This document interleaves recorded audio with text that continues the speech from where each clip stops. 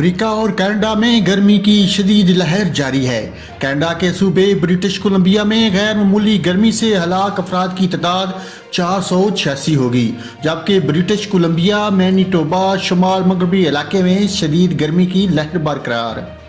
امریکی ریاست ریگون کے ہیلتھ افیشلز کا کہنا ہے کہ شدید گرمی کی وجہ سے اب تک 60 سے زائد افراد ہلاک ہوئے، جبکہ امریکی ریاست واشنگٹن کے کچھ علاقوں آریگون، اڈاہو اور مونٹانا کے لیے ہیٹ ویو جاری کر دیا گیا۔